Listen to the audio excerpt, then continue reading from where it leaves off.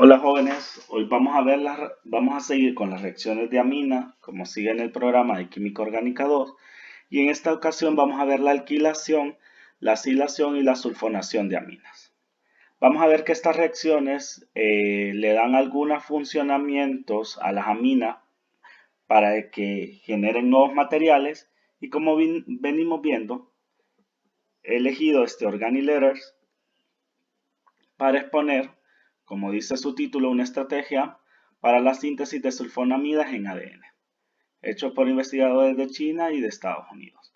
Lo que vamos a ver es que al sulfonar las aminas en el ADN, ya sabemos que el ADN tiene bases nitrogenadas, vamos a ver nosotros que le estamos dando una nueva funcionalidad a estos biopolímeros y generamos otro tipo de actividades biológicas que son importantes para el sector de biomedicina o de biotecnología.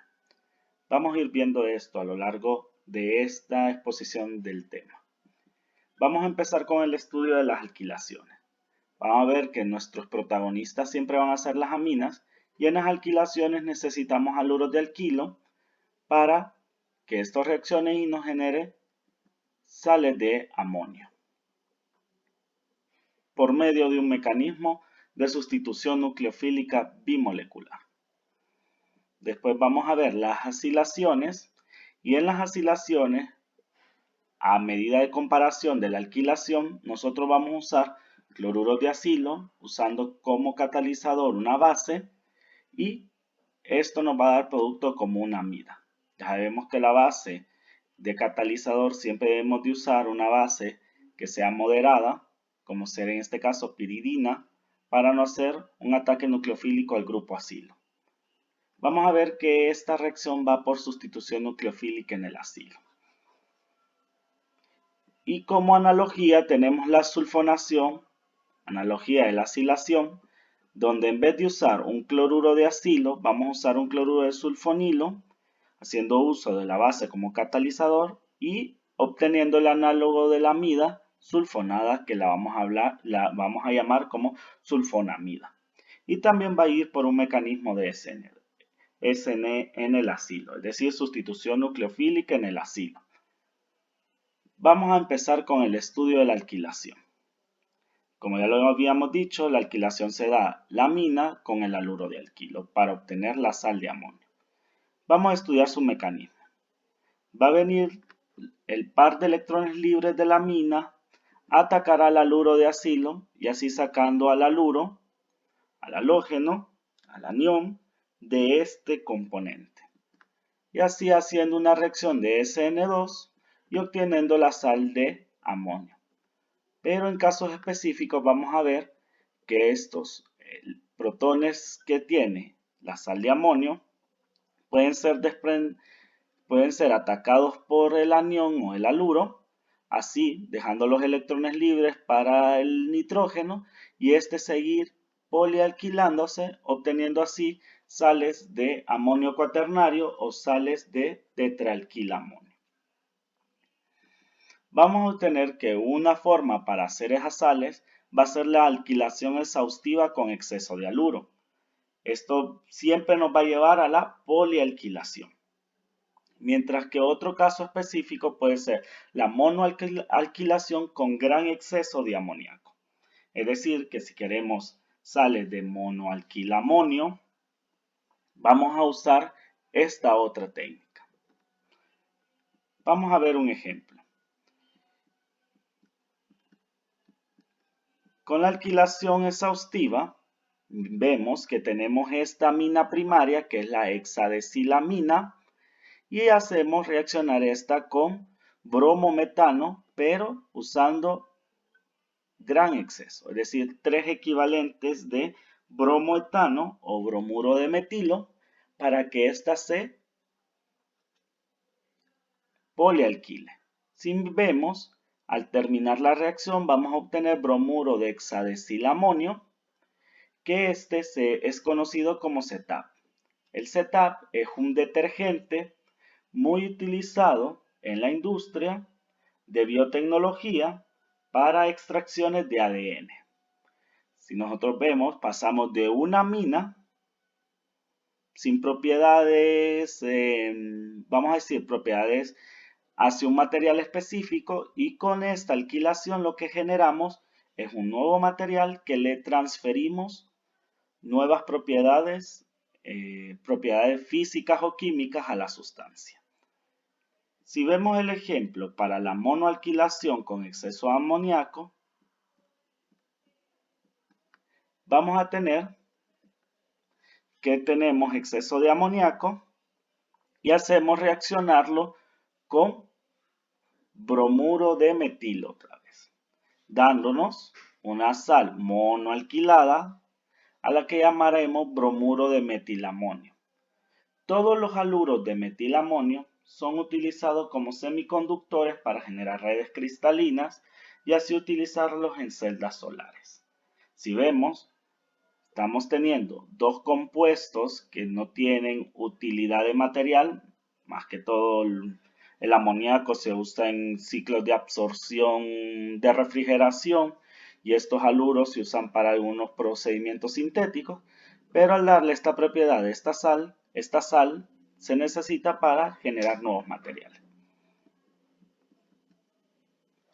Ok, ahora vamos a hablar de la acilación.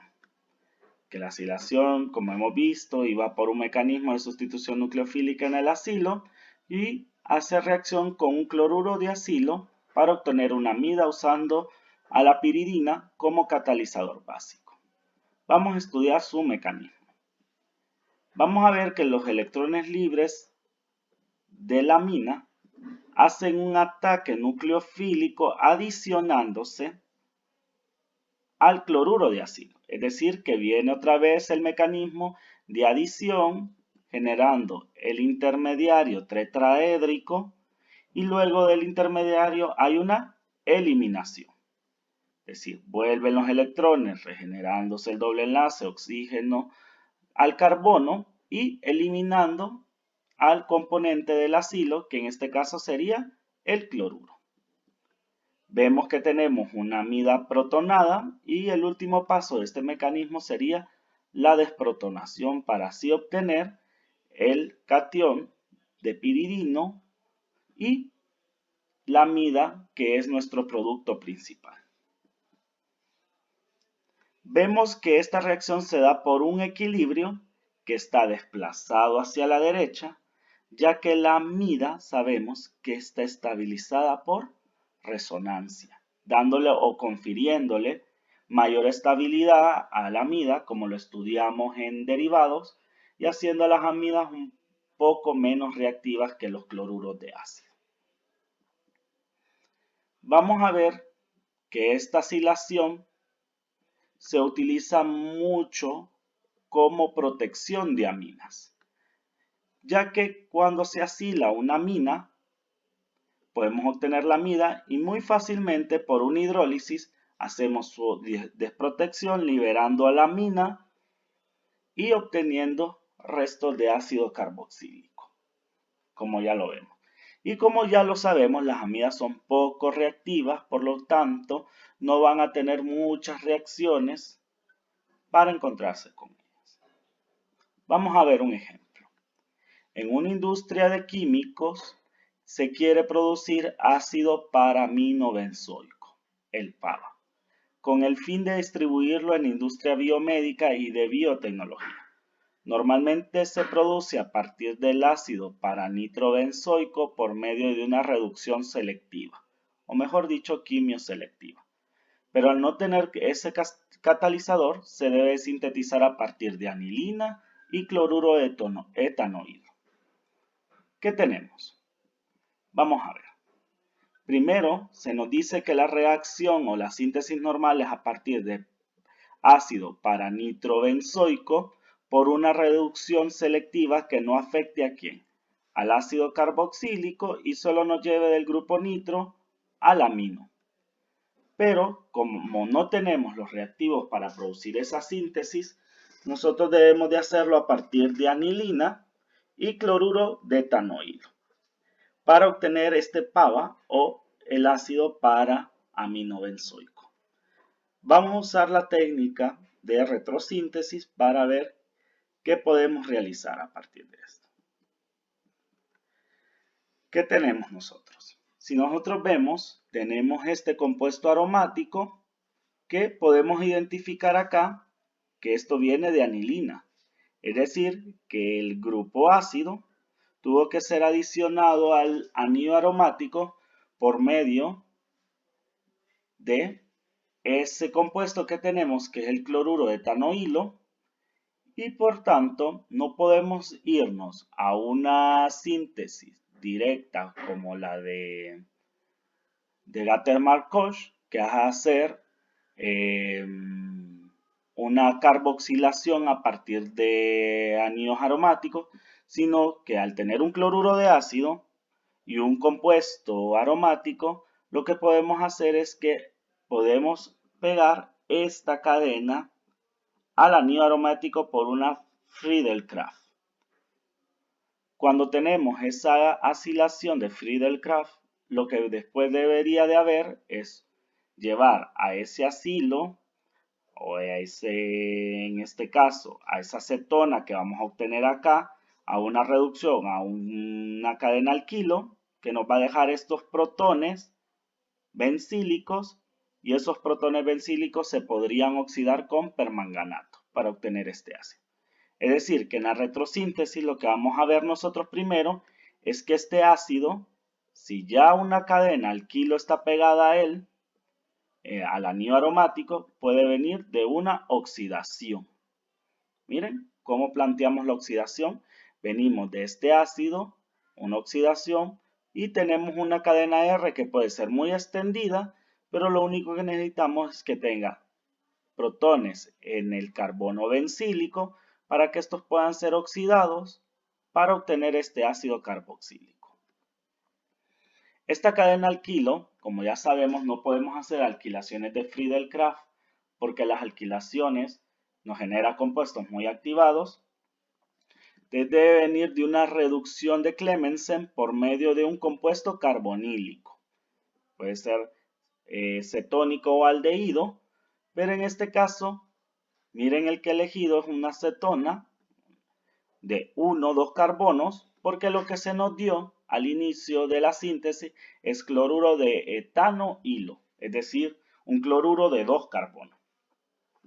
Y esta acilación tiene que venir de una acilación de Friedel-Crafts a partir de ¿quién? Del grupo amino con el benceno, que sería la anilina, más el cloruro de etanoilo. A ver, ¿qué podemos tener? Hacemos la acilación de Friedel-Crafts, ya sabemos que el grupo amino es orto para director. Miren, se vendría a adicionar acá. Tenemos esto. Generamos la reducción para que el carbono bencílico pueda obtener protones bencílicos, y esos protones bencílicos los oxidamos con permanganato de potasio para obtener el ácido benzoico. Pero observemos esta reacción. Tenemos una oxidación. Una reacción de oxidación que nosotros lo que estamos planteando es que estos protones bencílicos se oxiden para obtener el ácido benzoico. Pero esta reacción no se va a dar en estas condiciones de esa manera. No vamos a observar este producto. ¿Por qué no observaríamos este producto? Sería fácil, ya que el grupo amino también está propenso a oxidarse en estas condiciones. Y lo que vamos a obtener es, otra vez, ácido paranitrobenzoico. Entonces, como vemos que el ácido, el agente oxidante, el permanganato de potasio, también es lábil o reaccionante al grupo amino para generar un grupo nitro, lo que debemos de hacer es proteger el grupo amino para producir la misma síntesis y que la oxidación no afecte a la amina, solo a la cadena lateral del anillo bencénico para producir el ácido benzoico. Entonces vamos a hacer una protección de amina. Replanteamos nuestra retrosíntesis y en este caso hacemos 2 pasos más donde después de la reducción vamos a obtener el amino con la cadena alquilo y hacemos la protección para obtener una amina acilada. Hacemos la oxidación que no nos afectaría al grupo amino y después hacemos una desprotección en medio ácido por una hidrólisis que al ácido no lo afectaría y así liberamos a la amina de su protección. Planteemos la síntesis. Entonces, vamos a hacer una acilación de Friedel-Crafts usando un ácido de Lewis como el tetracloruro de aluminio y al ser este amino ortoparadirector se va a adicionar en esta manera. Ya esta reacción ya la hemos estudiado, que es reacciones de arilaminas. Así obtenemos a esta cetona aminada aromática.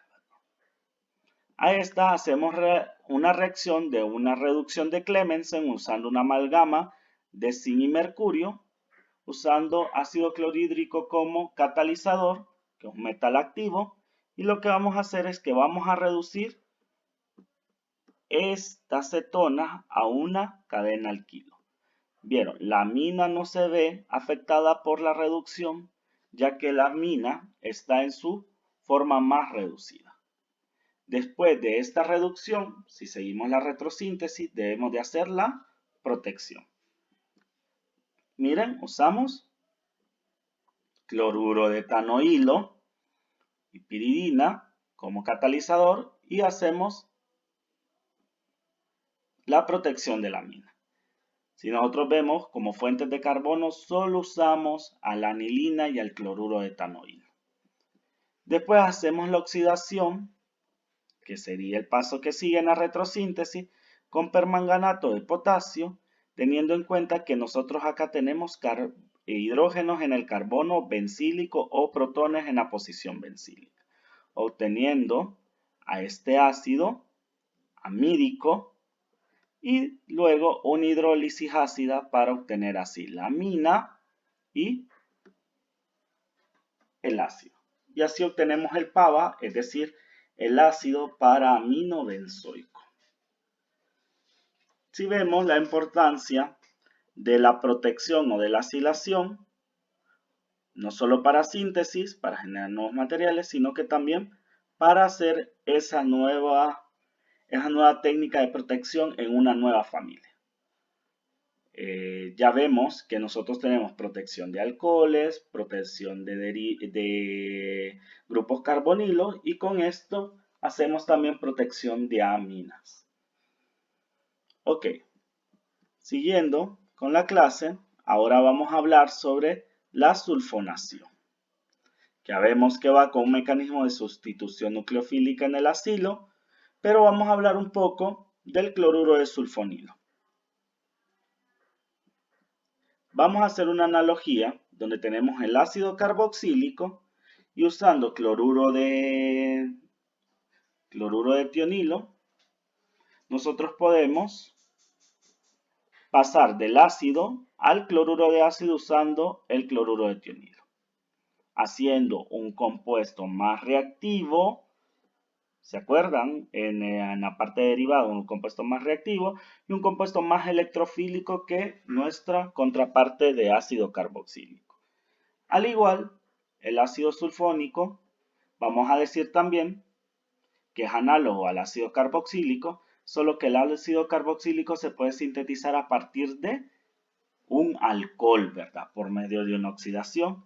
Y el ácido sulfónico lo podíamos obtener a partir de un tiol por medio de una oxidación.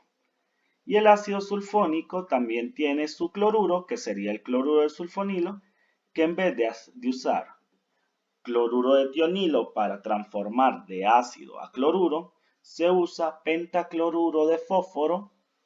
Recuerden bien esa síntesis, pentacloruro de fósforo, para llevar de ácido sulfónico a cloruro de sulfonilo. Haciendo la analogía, vemos que el cloruro de sulfonilo es más ácido, más electrofílico que el ácido sulfónico. Por lo tanto, vamos a ver que él tiene mayor reactividad. Vamos a ver su mecanismo. Vamos a ver que para ir de estos reactivos hasta el compuesto de sulfonoamida, estos electrones de amina van a atacar al ácido sulfónico haciendo que sus electrones formen prácticamente, lo que queremos es sacar el cloruro, pero antes se forma el intermediario tetraédrico, es decir, que estos electrones viajan al oxígeno. Haciendo eso, vamos a ver que hay una adición y después se genera una eliminación del ion cloruro, que es muy parecido a la reacción para generar amidas. Vemos que tenemos a la sulfonamida protonada, haciendo que la piridina desprotone este, y así eliminando al catión de piridinio y obteniendo la sulfonamida. Vamos a ver que las sulfonamidas son compuestos muy importantes para tratamientos de enfermedades infecciosas.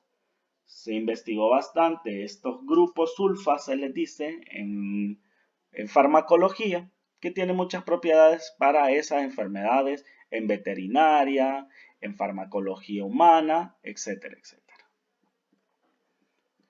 Y con esto vamos a ver un ejemplo. Vamos a ver que en la síntesis asimétrica de los auxiliares quirales son importantes, ya que con ellos podemos producir compuestos estéreo puros o reacciones con buena selectividad en la quiralidad. En 1990, Wolfgang Oppolzer sintetizó un auxiliar quiral que se le conoce como la camforsultama de Oppolzer, que él obtuvo desde alcanfor.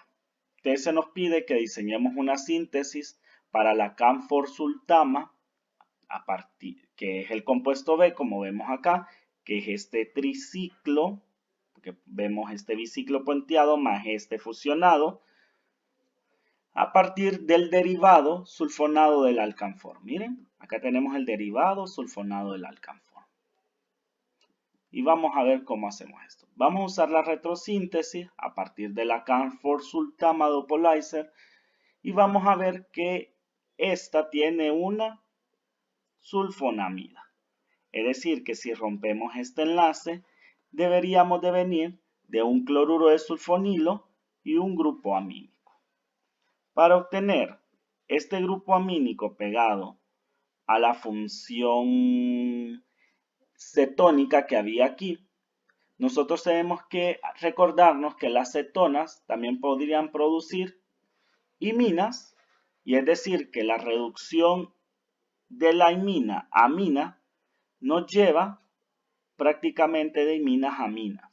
Pero esta reducción tiene que ser una aminólisis reductiva, es decir, una específica para reducir iminas a aminas, sin afectar al cloruro de sulfonilo. ¿Y de dónde podemos obtener las iminas? Las podemos obtener de la formación de iminas que generan a partir de un compuesto carbonílico con una amina o amoníaco. Sobre la aminólisis reductiva, tenemos que ver que las reducciones siempre las hemos visto de tres tipos. Hidrogenación, níquel-raney, y la otra que es por hidruros. Sabemos que la de hidruros es bastante nucleófila y sabemos que este cloruro de sulfonilo acepta nucleófila. Por lo tanto, vamos a hacer una aminólisis reductiva usando hidrogenación con paladio o platino. Dada la retrosíntesis,